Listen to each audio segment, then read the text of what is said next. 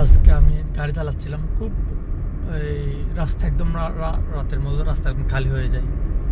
তো কখন যে গালাস 4টায় বন্ধ ছিল, যার কারণে আমি যে অনেক স্পিড চালাচ্ছি এটা দেখতে পারি না, খেয়াল করি না আর কি। তো স্পিডের জন্য আমি স্পিড ক্যামেরা খেয়ে যাই। পরে দেখি আমার স্পিড তখন 190 রাস্তা ছিল, রাস্তাটা ছিল 90। তো তখন আমাদের 96-97 আমার স্পিড। তো আমি অনেক আতঙ্কিত হয়ে পড়ি, কত টাকা ফাইন আছে। আমি শুনছি 3000 রিয়াল ফাইন আসে স্পিডের জন্য ক্যামেরা, অর্থাৎ ফাইন 3000 রিয়াল শুনছি এতটুকু আর কি। আচ্ছা, তো আমি গুগলে সার্চ করলাম স্পিড লিমিটের জন্য কত টাকা ফাইন আসে সৌদিতে। তো তথ্যগুলো দেখে অনেক খুশি লাগলো, কেননা আমার ফাইন আসবে না। স্পিড লিমিট রাস্তা ছিল 90, আমি ছিল 97। তো ফাইন আসবে না, কেননা সৌদিতে যদি স্পিড লিমিট থেকে ওভার স্পিড 10-10-এর ভিতর হয় ওভার স্পিড, তাহলে ফাইন আসে না, মোটে ফাইন আসে না।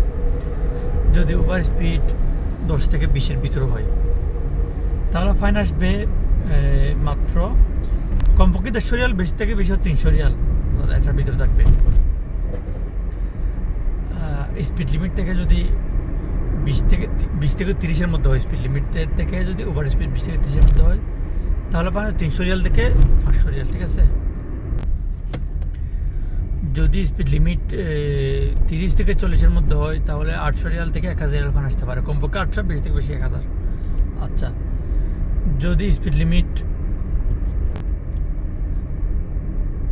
রাস্তার স্পিড লিমিট থেকে যদি ওভার স্পিড 40-এর স্পিড হয়, 40 থেকে 50-এর মধ্যে হয় ওভার স্পিড, তাহলে আপনার ফাইন আসবে হচ্ছে ওই 1500 রিয়াল থেকে 2000 রিয়ালের ভিতরে।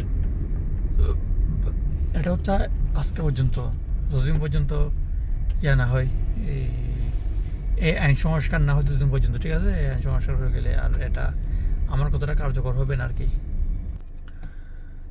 তো আশা করি আপনাদের এই তথ্যটা অনেক উপকার আসবে।